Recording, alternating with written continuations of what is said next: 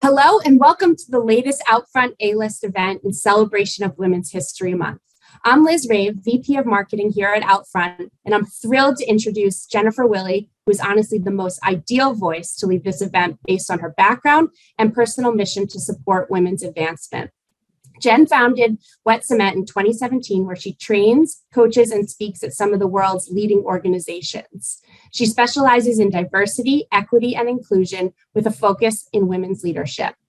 Jenn developed her unique approach with over 25 years leading sales strategy and marketing at companies like The Trade Desk, Yahoo, AOL, and WebMD, where in her spare time, she led women's leadership efforts. Prior to that, Jenn was a TV news anchor and journalist where she honed her gift for storytelling at ABC and CBS. She's also been trusted with developing culture and upskilling teams at Walmart, Nissan, Johnson & Johnson, and eBay, just to name a few. Jenn co-developed the out-of-home industries in Women's Empowerment Initiative alongside the DPAA, known as We Do. She serves as their gender equality expert and is on the advisory board. In just 1 week, on March 16th, Jenn will be leading a workshop on how you can build your own personal board of directors. I personally have completed this training with Jenn and recommend it with rave reviews, pun intended. Like I said at the beginning, Jenn is the perfect person to chat with us today. A quick housekeeping note before we get started. Thanks to all of you who submitted your questions prior to the event. Jenn will get to a selection of those during the session. If any more questions pop up, please pop them into the Q&A or the chat, and we'll get back to you either live or by email. With that, please take it away, Jenn. Thank you so much. I am thrilled to be here with all of you so that we can make it easier for everyone to embrace equity together. And thank you so much to Liz and to so many of the folks across the OUTFRONT team who helped make this happen today. Now, this next hour is all about you.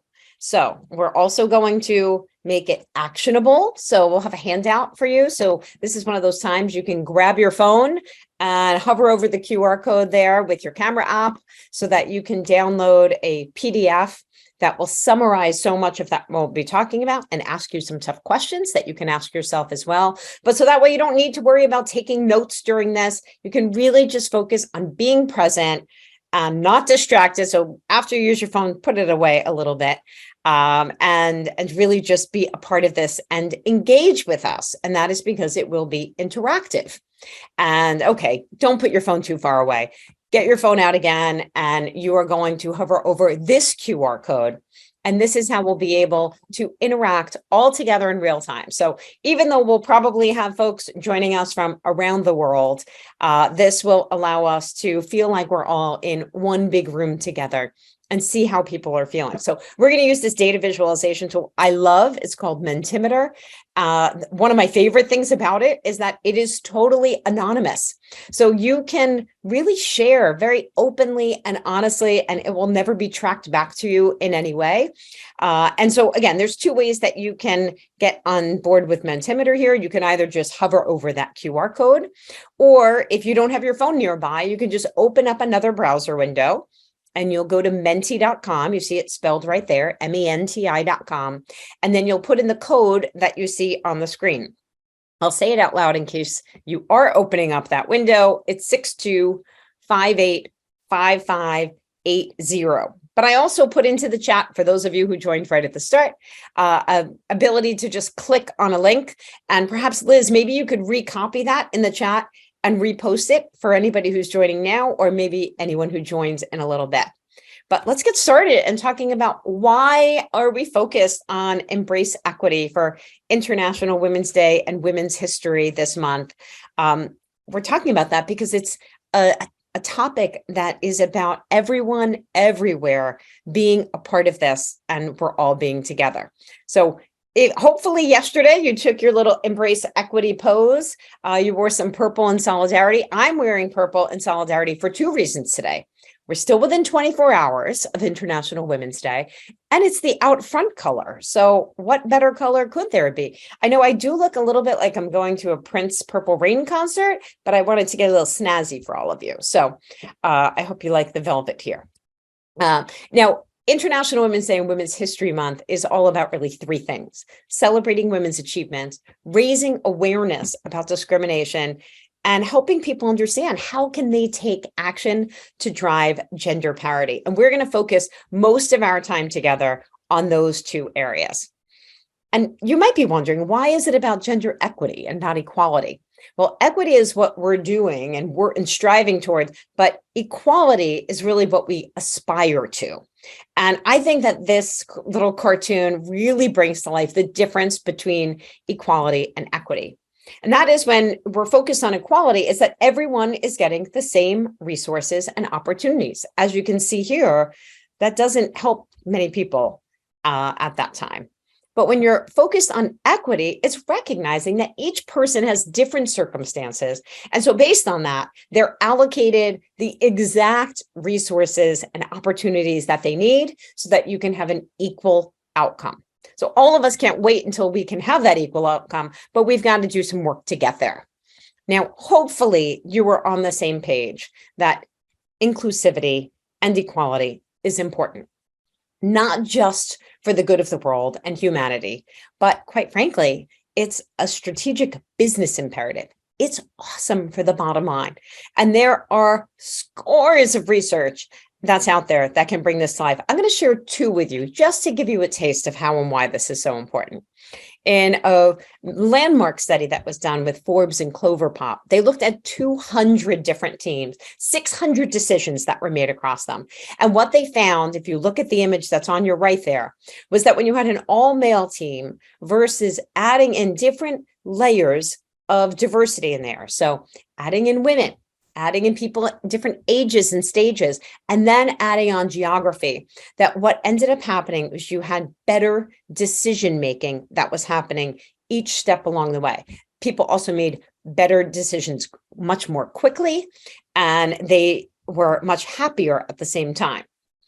And then the other thing, based on this industry, the digital out-of-home industry, the out-of-home industry, the digital media industry, where there is constant transformation that's happening, and we all need to be able to innovate. This is a really important point and differentiator as well.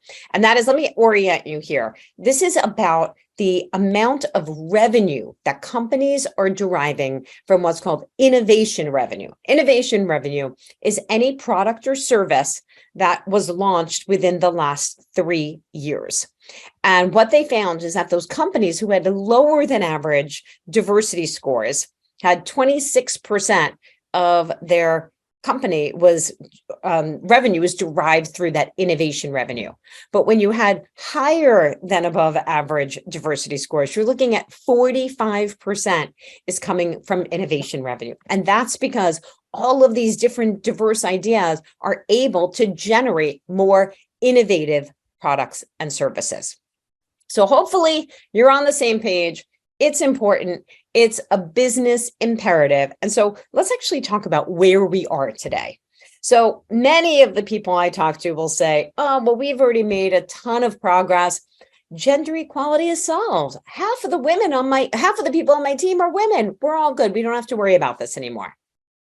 Wrong. We'll be busting a few myths in our time together. There absolutely has been progress made. And as you can see in this research from McKinsey's Women in the Workplace report, this is the most recent version that came out. We have made progress. Let me orient you to what you see on the slide here. So along the left-hand side is entry-level roles, and then you're moving up, manager, and up through the corporate ladder, all the way to the C-suite to what you see on the right. And then on the left, the top half is how men are reflected in those organizations, and looking at it through the lens of white men versus men of color. And the bottom two colors are white women and women of color. And if we dig into this a little bit more, what you find is that almost half of those entry-level positions are being held by women today, and that we've seen a lot of progress as you move up and up that corporate chain. In some areas, we're seeing a lot of advancement, which is great, and we're thrilled about. But just like many times, you need to peel back the layers of the onion to understand what's really underneath that. We're going to do the same. And that's because when it comes to those entry-level roles, it's not good enough that there's just half of the women in the organization, because in fact, those women are earning far less than their male counterparts. Some great research that just came out this past year from the Wall Street Journal looked at of women who graduated from college with the same degrees going into the same field as their male colleagues. What did they earn versus those who identify as men? And I do want to just say, of course, there is a tremendous gender spectrum. We're talking about those people who identify as women throughout the time that we have here, wherever you are in that spectrum. And so please don't take any offense if I just use the term women sometimes, so that we'll just save some time as we do that. And same with those who identify as men. But so here's what they found with the research. Upon college graduation and getting that first job, men and women earned almost the same. There was a slight increase for the men versus the women. But just 3 years later, the women were earning significantly lower wages than their male counterparts. So that's busting the myth when people say, oh, well, the women don't have the same pedigree or the same qualifications, or they're choosing to go into lower paying jobs. This was a complete apples to apples comparison, and it's still not happening. Now, granted, there are tons of variables which could be impacting that. Everything from what we've seen in the research of women are not as comfortable advocating for themselves, or they're not as comfortable seeking out that next promotion. Negotiations can be a problem. So there's a lot of different variables, both internally and externally. We're going to focus on many of those in our time that we have today. As you look at that next layer and manager layer, this is where the issue of what's called the broken rung emerges. And the broken rung means that for every 100 men who are promoted to their first time manager role, only 87 women with the same qualifications are making it to that first time manager.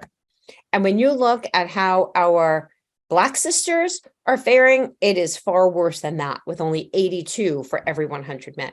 And this is why it's so important that for all of us, not only are we focused on equity and equality across the genders, but for all of the folks here who identify as women, it is our responsibility to help advocate for our sisters of color at the same time. Because if you look at any of the different racial or ethnic backgrounds, they're all far behind white women as it relates to the workplace.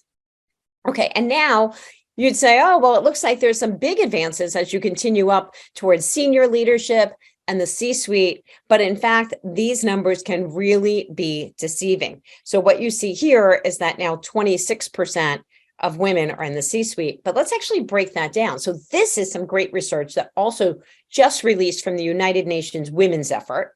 And what they found was there's really two parts of the C-suite. You've got the key C-suite that has all the power and influence, roles like CEO, chief financial officer, and chief operating officer. Then you have what's called the main C-suite, really important folks, but they don't wield the same power and influence. And that's where the growth of the female roles have been. Chief HR officer, chief diversity officer, and chief marketing officer. And in fact, in that key C-suite, we're only seeing 12% being women as opposed to 30% in the main C-suite. So as we're seeing those increases, they all tend to be in these roles that are not holding all of that power and influence. And guess what comes along with power and influence? Anybody have a guess? Put it in the chat. Money and equity in companies. Guess what? Women only hold 12.7% of the equity in the S&P 500 companies. And so again, while it may seem on the surface like, oh, the whole problem's been solved, it hasn't been. And that's why at Wet Cement, what we've been doing is research to understand what are some of those variables that are holding people back, both internally and externally, from achieving their potential. We conducted original research with a team of behavioral scientists at Wharton to understand both male and female perspectives, and then look at the gaps and the differences between them. And from that research emerged what we call the fearless fundamentals: confidence, communication, connections, control, and courage, and culture. After all the latest round of research, we switched it from courage to culture because we found that was becoming a bigger issue. And with the research that we've done, we found that there's some really fascinating differences between the genders. I'm going to orient you to this slide as well and the data that you see. So we had asked US professionals, which is who the research was conducted with, compared to the average person, your same age and same gender, how good are you at the following? And then the results that you see here is along the left in the royal blue is how women responded, and in the teal is how those who identify as men responded. And as you can see across the board for all of these career advancing behaviors, like speaking up in meetings and presenting and advocating for yourself, negotiating and networking, women had significantly different perspectives about their own levels of confidence versus their male counterparts at work, at work, at work. And I'm saying that 3 times because we also tested women's confidence outside of the workplace, because people will say, oh, well, women just have a confidence problem. Nope. No, they don't. Women actually have more confidence in their own abilities outside of the workplace. It's in work that all of this becomes an issue. And that lack of confidence is one of the many variables that can cause these speed bumps in your career that can really slow you down from achieving your potential. And in some cases, they become absolute barriers. And that's because women with low confidence at work versus men with low confidence at work actually suffer from it even more. So they experience greater anxiety and depression. They're less likely to take risks that can help their career advance. They're less likely to seek out promotions. They're less likely to share their most creative and unique ideas. And part of the reason why they don't do that or have difficult conversations nearly as much as their male colleagues is because we're concerned about how uncomfortable we will feel in those situations, as opposed to worrying about how those difficult conversations might affect the other person. We're also really uncomfortable advocating for ourselves compared to those male counterparts. And I see this with every workshop that I do around the world. And so one thing we all need to do is get comfortable being uncomfortable. The brilliant Brene Brown has shared that when you have these moments of discomfort, they generally only last about 7 seconds. So let's deal with being really uncomfortable for 7 seconds and then seeing our careers soar. And let's do it together. And that's why what we're going to focus on over the course of the time that we have is what are 5 things that you can do to accelerate gender equity. And we'll give you ideas regardless of whether you identify as a woman, as an ally, or as a leader as we go through this together. So first off, I think one of the most important things we all need to do is to be aware of and beware of the double bind. So let me see in the chat here, if anybody's familiar with the double bind, give me a big check mark or a thumbs up or a yes. I'm looking, I'm seeing, oh, I see. We've got Liz. Okay, so it looks like there might be an issue with the chat, FYI. So if you want to communicate through the Q&A, that is, let's communicate through the Q&A instead. Okay, so I promise you, you will understand the double bind and what that means after this time together. So there was some research that was done first time about 50 years ago that was examining what are the hallmarks of a leader. And what they looked at were essentially the communication styles and behavioral traits. And what they found was that a leader is expected to demonstrate competence. And competence translates to the following behavioral attributes: being clear, direct, decisive, and assertive, and sharing your opinion and then qualifying that with research. Well, who can take a guess here of what a competent leader looks like? This guy. This is what a competent leader looks like. And in fact, the expectations for women in the workplace were that women are expected to demonstrate warmth. And those behaviors are what you'd call pro-social behaviors, asking questions, showing empathy, expressing concern, and connecting people and ideas together. So here's the problem that we have.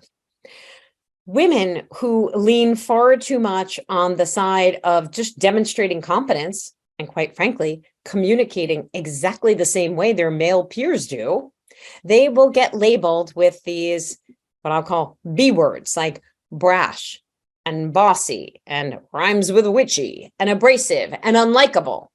And they're confused. They're like, I don't understand. I communicate exactly the same way Josh does. So why am I getting this backlash? Why am I being told I'm not nice enough? Well, guess what? Women who are at the other end of the spectrum, who are demonstrating too much warmth and not enough of that clear, direct, decisive behavior, they'll be labeled with being too soft or too nice or not really what we'd expect from a leader. And so it's critical for women to be able to combine warmth and competence together to navigate this double bind. Now, look, please don't shoot the messenger. I didn't come up with this, and I wish it would go away, but it is a reality. And it's a reality that, quite frankly, until we have many of you allies and leaders in there starting to think differently, it's not going away, and it won't go away regardless of how far up the chain you go. There is some really fascinating research that was also just released recently that looked at women who were serving on for-profit corporate boards. They were still dealing with this. And so what they looked at was what were the behaviors of the women who were most effective and successful in those positions. What they found is they viewed warmth and competence as a spectrum, and they had very specific behaviors across that spectrum. We can all adopt this and use this as a framework for how we're communicating at work. And I know you can do it. Think about one end of that spectrum being the competence end, and that's where you want to make sure that you're asserting your ideas. Clear, direct, putting it out there, and then qualifying it with research.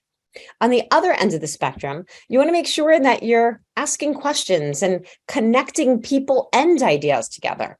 That part is really easy. Anytime you're starting a meeting, ask people about their hobbies, their interests, their families, their weekends. But then also when you're in the meeting, ask smart questions that probe deeper when other folks are sharing their ideas as well.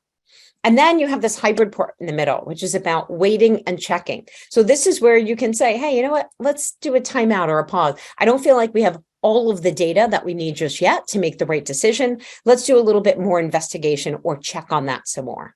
Okay, so you want to make sure that you're participating in all of these different ways, and that will help you to manage the double bind. And come on, let's be honest. All modern leaders today need to demonstrate warmth and competence. So wherever you are, however you identify from a gender perspective, let's all start communicating and showing more of that EQ, but then also just being clear and direct. And when I say clear and direct, I mean making sure that when you want to assert your idea or your opinion, that you stop couching it with these statements of saying, oh, well, I have an idea, maybe sort of dumb, or this may sound silly, or this may sound stupid or crazy, or I'm not sure if it's right or wrong, or I'm sorry, but I wanted to add this. No, stop apologizing. Did you kill their dog? Probably not. Okay. So let's just put it out there and get rid of all of these couching language, because what happens when you do that is you are giving other people the license to interrupt you. Because if you think your idea might be dumb or silly, or you're apologizing for it, it's probably not worth listening to, or that's what they hear in their head. And so, as you may know, women are interrupted at a rate of 3 times that of men. And so we need to stop this behavior. Okay. So for all the women out there, just put your idea out there and let it land, see how it goes. Stop adding the extra language. But if you are interrupted, I want the women to do something differently. I want you to turn to that guy, Josh. When he interrupts you, Josh, hold on one second. I'm not done just yet. I'll come right back to you when I'm done. Okay, thank you. Okay. And if you are one of the allies here or leaders, you're going to turn to Josh. If, let's say, Liz is just so flustered in the moment of how she got interrupted, perhaps rudely, you as the ally or leader are going to turn to Josh. Josh, hold up a second. Liz isn't done yet. We'll come back to you when she's done. It's that simple. And if you are the leader and you're seeing that there are some serial interrupters that are in the team, pull them aside and have a conversation with them and ask them what that behavior is all about and let them know it's not acceptable. Okay, those are microaggressions and they have no place in the workplace. Okay, what's the second thing we're going to do here for gender equity? We are going to practice inclusive communication. So now we talked about assertive. Now let's get inclusive. And there is a lot of different terms that we need to toss, but one of them is hey guys. Now, many of you may think that this is just a ubiquitous term that just means like, hey, everybody, or hey, y'all, depending upon where you're from, but it doesn't. And I'm going to show you why it doesn't just mean that. Because just imagine it. Close your eyes for a second. Imagine you are the only woman in a meeting of all men. And that person starts the meeting with, hey, guys. There's a good chance you might feel as the woman like you're not even being talked to in the meeting. And to bring it to life a little bit more, just imagine I was leading a meeting that I walk into in this room. And I started off and said, hey, girls, or hey, ladies. And I said, oh, that's just a ubiquitous term I use all the time. It means, hey, everyone. Nope. All those guys would have their hair standing on end. If they have it, their hairs be standing on end. They feel like they got a little sucker punch if they heard a hey girls while I started that meeting. Okay, so that's one of many things we're going to get rid of.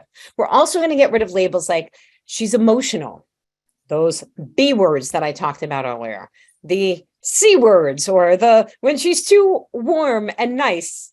And then there's another category of words we haven't talked about that yet. And this is really related to gender or attractiveness or size. And yeah, size, because there are height differences between men and women. I'm going to share a little story with you. Before I started Wet Cement, and when I was in my sales career, I was at a conference and talking to a potential client who was about maybe 6'3" or so.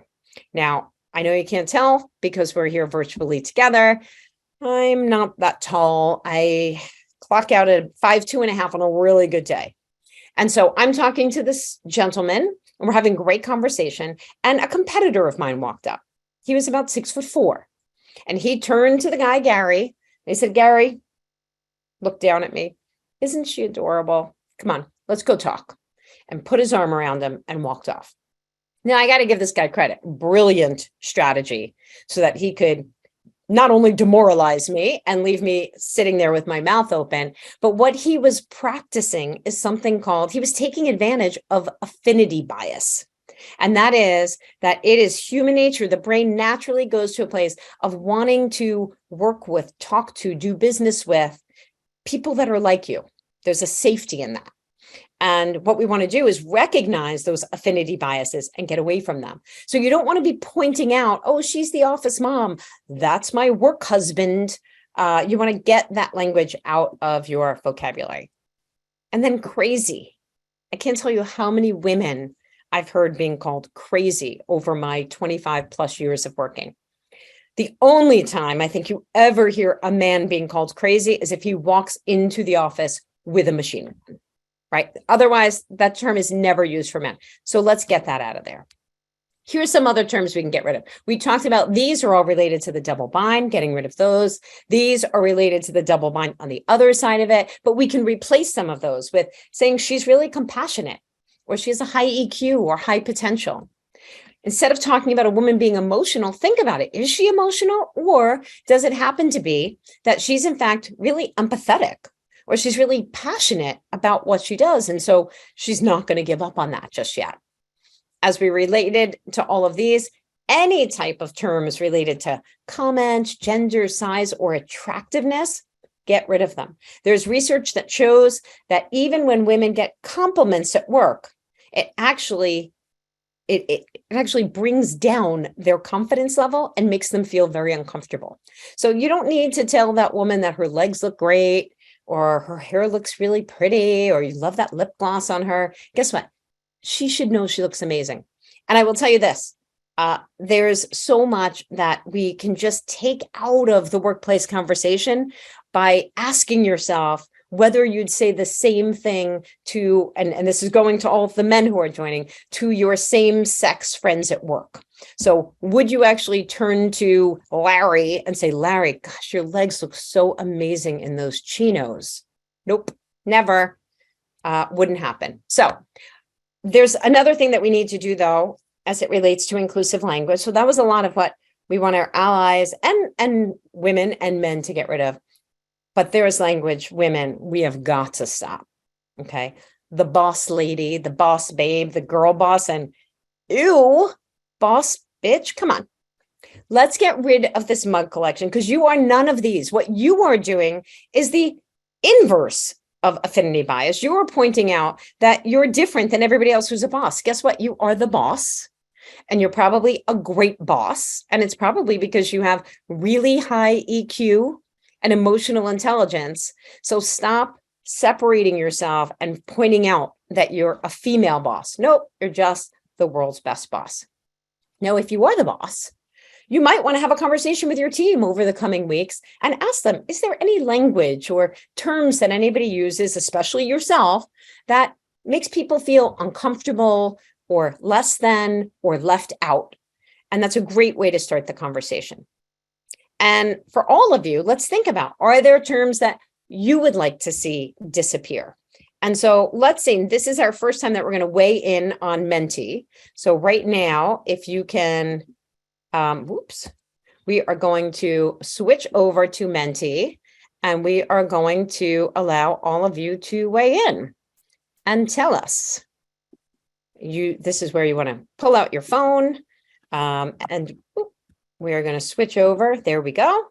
Not to that. We're going to switch over to this and tell us. Now I'm going to fast forward. Here we go. What is a word that you would like to see retired from work conversations? Okay, so you might need to look at the top of your phone there to just go and make sure that you're on the right slide that has an image that looks just like this. But what is a word you would like to see retired from work conversation?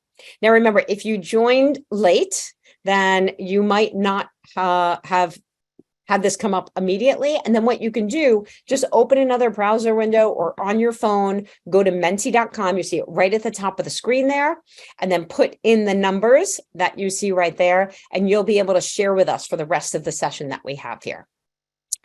So let's see, what are some of those words you want to see retired? Bro culture. You know what I can't stand?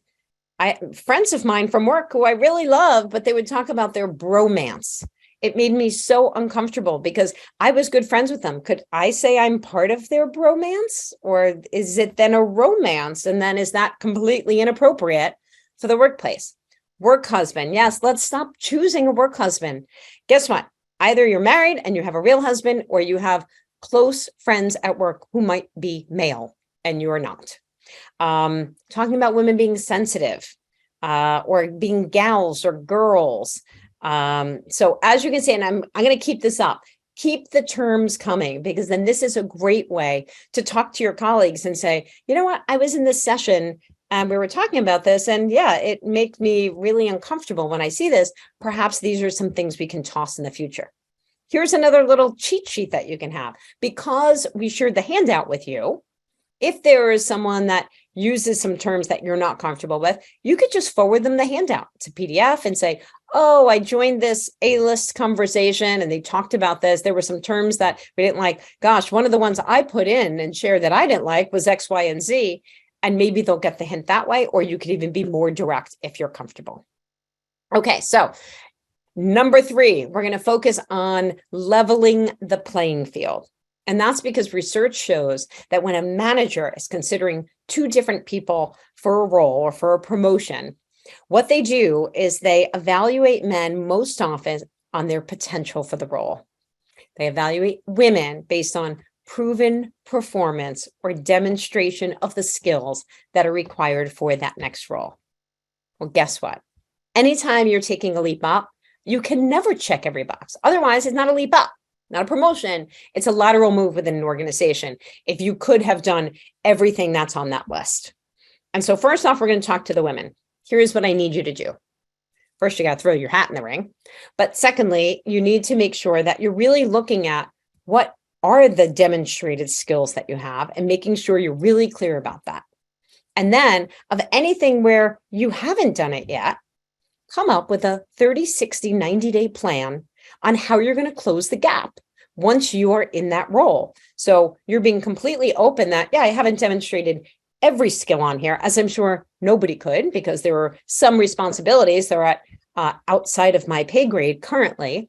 And then you combine that, here's what I've done, here's what I haven't done yet, but my strategy for it. And here's why I have the potential to be the best person for this role. So it's a 1, 2, 3 punch. What I've done, what I'm going to do, and why I have the potential for it. And by the way, men, you should be doing exactly the same thing. Talk about yourself in this way. Now let's talk to the managers who are here. Okay. 2 things that you need to do. First off, you need to make it really clear when you're sharing out the job description, which are required, proven, demonstrated skills that you have, and which will be expected of you in the next role. Because there's also a lot of research showing that women are less likely to throw their hat in the ring for roles because they'll look at that job description and say, oh, well, I'm only about 70% qualified. I don't check every box, so I'm not going to go for the role. Meanwhile, their male counterparts who might be 30% qualified for the role are like, okay, there's a bunch of boxes I need to check off here in the future, but I'm going to throw my hat in the ring and I'll close the gap once I'm in the role. So make sure that that's abundantly clear. And then make sure that you're evaluating talent based on talent. And you're not looking at some people for potential and some people for proven performance, but everyone exactly the same way. Okay. And ladies, please throw your hat in the ring more often. It'll prepare you so much better. Number 4, we've got to stop taking on all of the non-promotable work, or what's many times called office housework. This is those things that we do that fills up our calendars. We volunteer for it because we are nice people, like ordering lunch for the team meeting, and then maybe even cleaning up the conference room after that team meeting, onboarding all the new employees, planning the celebrations, the births, the birthdays, the holidays, and taking notes in meetings and sharing them out afterwards. These are behaviors that, once again, research shows women do at a much higher rate than men. If you're someone that you're like, oh gosh, that's me, I do that all the time, this is a great book for you to read, The No Club. And so let's talk about what are some of those things that we all need to do to stop this from happening. And it's really important that we do stop it, because when you are spending a lot of time with that non-promotable work, first of all, you're more likely to be struggling with work-life balance, or as I like to call it, work-life integration, because you're adding so much extra work to your own plate. What you're also likely to do is to not be perceived as the leader that you want, because as the leadership is evaluating who they're promoting, and then they walk past the conference room and you're throwing all the stuff in the trash, and then there's Bob standing like a leader in the hallway, building relationships with everyone, you're not going to be seen as that person who deserves that promotion. So for anyone who doesn't identify as a woman here, we need your help. We need you to start stepping up and volunteering when you're not voluntold to be doing these things.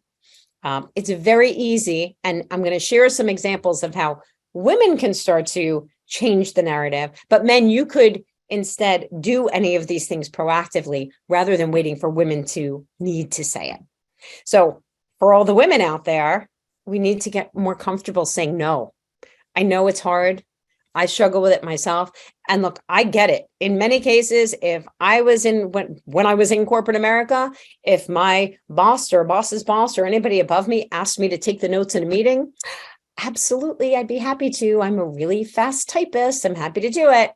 But rather than answering like that from now on, maybe I'm not going to be comfortable with a flat out no, but I could say it like this. Well, since I've taken the notes the last few times, let's give somebody else a turn. Hey, Josh, would you mind taking and sharing the notes? But this Josh is such a jerk, right? My gosh. No, I'm kidding. I love all the Joshes out there. So that's one way that you can phrase it. Or Josh, you can raise your hand and say, hey, you know what? Liz has taken the notes a lot. I'll take it from here. Time to order that team lunch.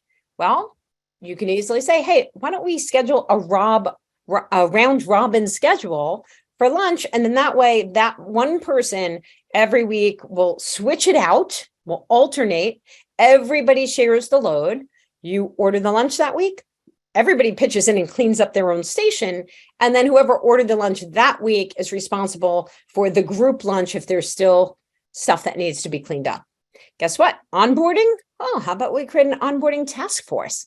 This would be great. Now everybody's going to learn from more diverse perspectives. And when they start at the company, they're going to see more people that might look like them and feel like they belong. And then finally, when it comes to those parties, why don't you create a culture club that can be inclusive and diverse and make sure that not only you celebrating the wedding showers and the births and things like that, but every holiday that matters to folks across the organization so that all ethnicities and religions and awareness months are all being celebrated and recognized and driving awareness across the company. Again, I'm going to say this, men do not wait to be voluntold anymore. Please volunteer and pitch in. So I'm curious, in your organizations, which is the non-promotable work that you see the most? While you're thinking about that for a second, and you can see we've got a few more terms here of some of those things that we want to get rid of, and we can share this out with everyone after the fact. But let's take a look. What's some of that non-promotable work that you see from women? And I'm not talking about women who might be an assistant and that is specifically her job. I'm talking about your peers that you see women doing more often than men. Tell us right now.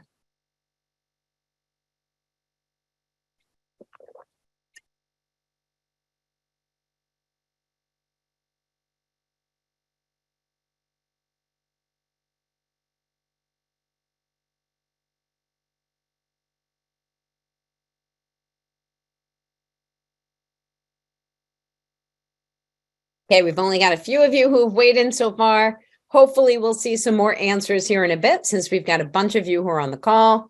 But as those numbers are coming in more and more, I know it takes a minute to fill out the choices that you have there.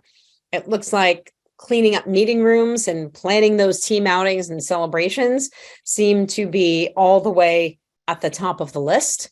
So those are two areas from now on that we could all just keep top of mind and make sure that we're sharing the load on them. And we'll keep this going. And again, we can share this out with anyone who has registered after the fact.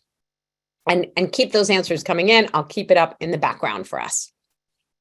Okay, finally, we're going to talk about sponsorship and mentorship.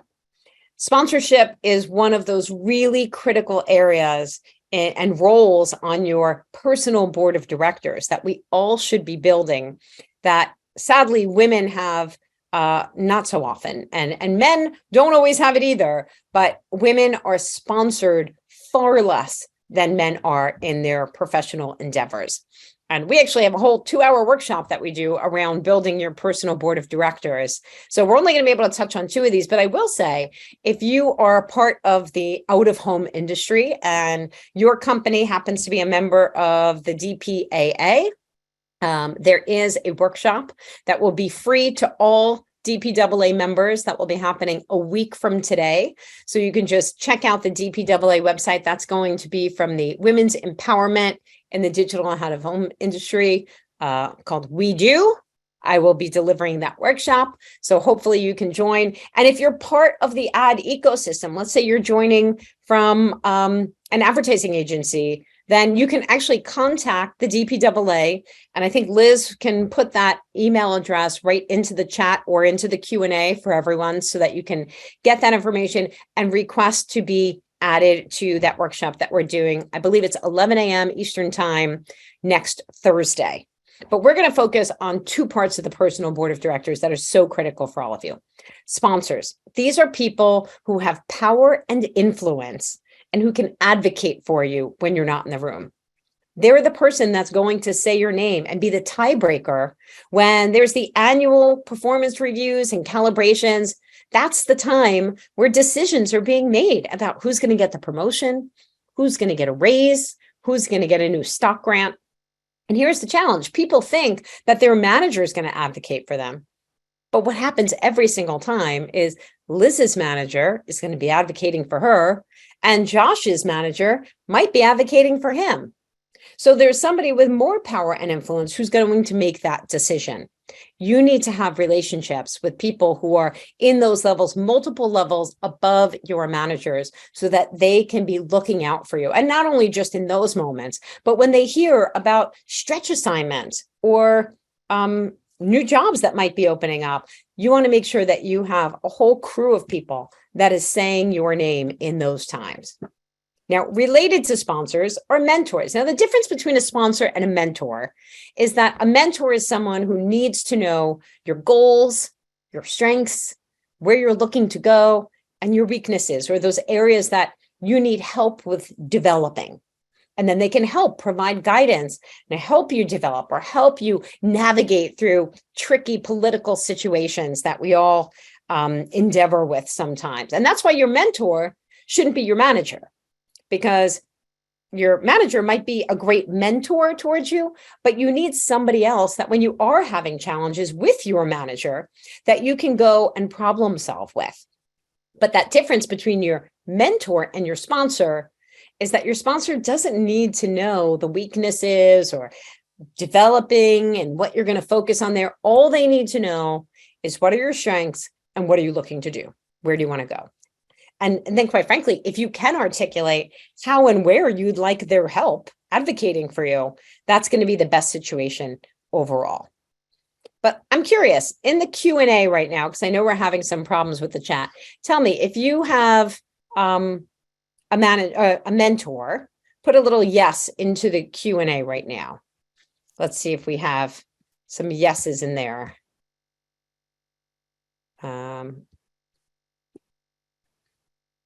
I'm actually having some problem with the Q&A now. So, okay, I see one yes. There we go. We're gonna just keep going on here without interjecting that way. But the reality is this: most women do not have mentors, or if they do, they might have one. In many cases, they're waiting for their organization to offer a formal mentoring program. And the reality is, while those can be very helpful, what I found from talking to thousands of women is, in many cases, the most effective mentors are those people that you identify who are a few years ahead of you, a few stages ahead of you. Perhaps they're in that role that you want to be in 3, 4, 5 years, and then they can help guide you. And part of why mentors are so important is that they do lead to faster advancement, an improved capacity to innovate, and not only more job satisfaction, which is why there's a big smile on this person's face, but more money at the same time. And so you want to make sure that you're not one of those women that's not getting the mentorship and sponsorship. But you also need to make sure that you, if you identify as a woman, that you are mentoring others. And I really hope that you join next week's session, because we'll dive into that a lot more. Now, you may be wondering, well, how do I get this mentor? Here's the easiest way. Find somebody that you trust, respect, and admire, and then invite them for a cup of coffee or tea, or sweet tea if you're in the South. That's it. You just have to ask them for 15 to 20 minutes of their time. And it can be virtual or it can be in person. And before you say like, oh, I feel so uncomfortable asking somebody for help, remember, there are more people who die every year saving strangers who are drowning in the ocean than people who get bitten by sharks and killed. Okay. So people are so willing to help total strangers, they will die for it. So now asking them for a cup of coffee doesn't really seem like that big of a deal, I hope.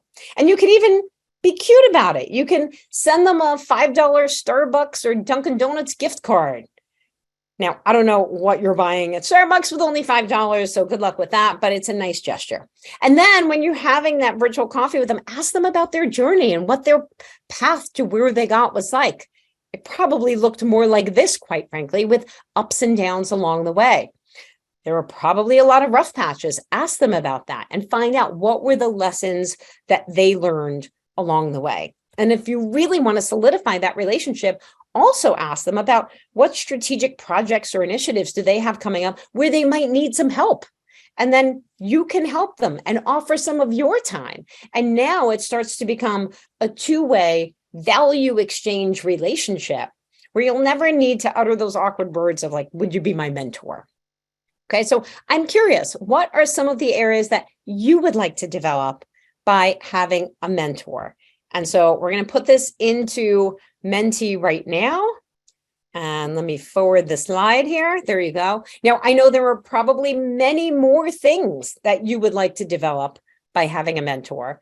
But from all the work that we've been doing with women around the world, these are some of the topics that seem to surface most often. So is it that you need help advocating for yourself, building your self-confidence in the workplace, problem solving, developing your leadership skills and style, knowing your worth, requesting and responding to feedback, managing difficult work relationships, or mapping out your future career path?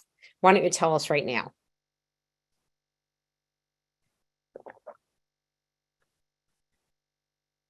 Okay, so from what I'm seeing here, looks like a lot of people need some help with mapping out their future career path. And quite frankly, there's no one who can help better with that than a mentor of somebody who is in a number of different roles. So the beauty of that, you don't need just one mentor. You can get as many as you want. They're free. And so if you're not sure about your career path, talk to a number of different folks in different parts of your organization and find out, what do they love about their role? What do they hate about it? How did they potentially transition into a role like that if they were initially doing something different, like perhaps something that you're facing with? And then also managing those difficult work relationships. Part of why it's so important, if any of those difficulties are with your manager, you want to make sure that you have someone else to go to. Now, I know that in the 45 minutes or so that we've talked about a number of things that you can do to embrace equity. But if there was one thing that you're going to focus on in the next 2 weeks, the next month, the next 3 months, what is that thing for you? Tell us in Menti. And then that way you'll be manifesting it and putting it out into the world. And not only can you hold yourself accountable, but maybe all of your peers can hold you accountable. No, they really can't. Because again, this is anonymous. So you can write the most honest thing that you want here and nobody will know who has possibly said it. Okay, so we see saying no, working on some of that inclusive language, changing language in the office, advocating for yourself and others. Please do. I know we're all bad at this. We actually have a whole workshop that we do on self-advocacy. But I will tell you, it's one of the things about women. We are such amazing advocates for our sisters and our friends. God forbid somebody called out my sister or my best friend. I am like a mama bear. I'm going to rip them down.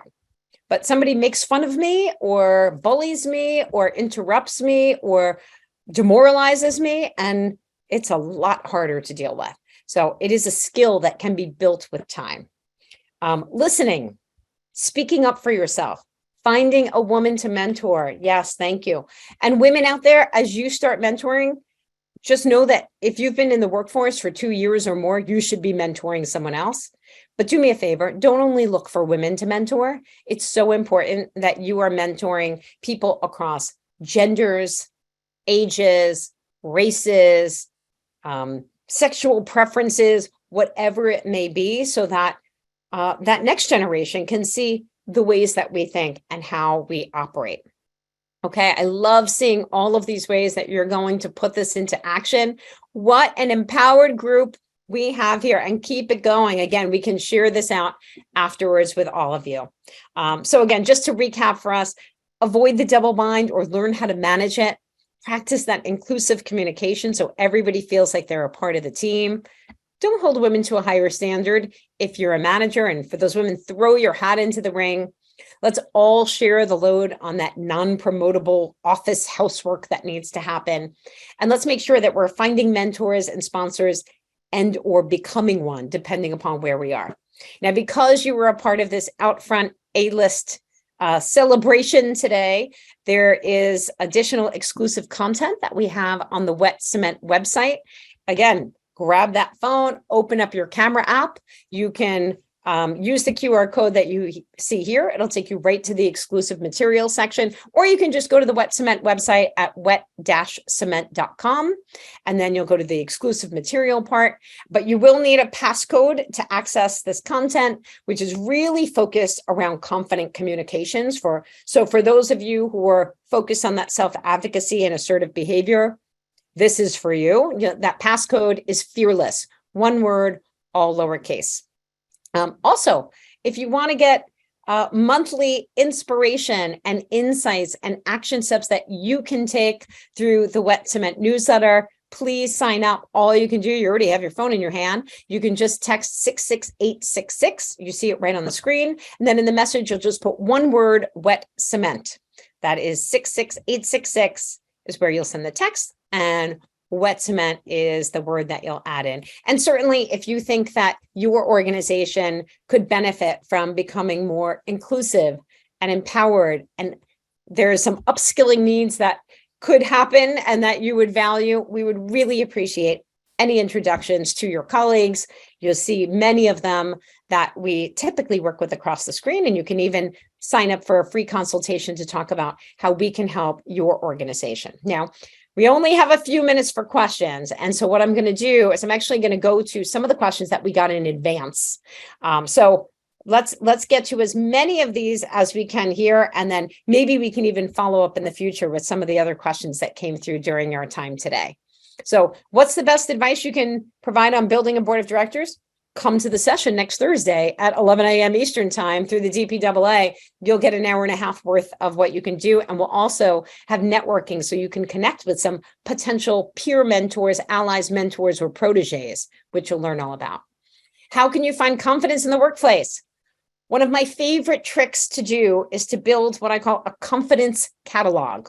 And that is, make an appointment with yourself. You can actually create a recurring calendar event for 5 or 10 minutes for Friday mornings. Could be before meetings would start. And just take that 5 minutes and look back on the week and reflect on what would you be proud of what you've achieved or accomplished. And if you have a hard time looking at yourself that way, imagine that what you did over the course of the week is something that your best friend did, or your niece, or your daughter, or your sister. And if she did that, would you be like, nice work? You should be so proud of yourself. If so, put it in your confidence catalog. And you could just do it as an Apple Note or whatever you choose to use on your phone, and just add to it every single week. And then there's two things that'll happen. Number one, if you get to a Friday and there's nothing that you're proud of, well, then you need to really look at your calendar for the week ahead and time block for some things that are going to help move your mission forward and what you'll be important for you to be successful. The other thing that'll happen is you can look at it on a monthly or quarterly basis and start to identify themes. And then by the time you get to your annual performance review, you're going to rock it like you've never done before, because you'll know everything that you've done great. But you can also whip out that list each week. And anytime you need a little bit of dose of confidence, you can look at it and say, gosh, look at all the amazing things that I've accomplished. Okay, I got this. Okay, let's see if we can get to one more. I'm going to go with how do you overcome your fears in 2 minutes or less? I don't think you overcome your fears. And that's why I talk a lot about fearless in 5 and being fearless. I actually recently been talking about, it's not about being fearless, it's about fearing less.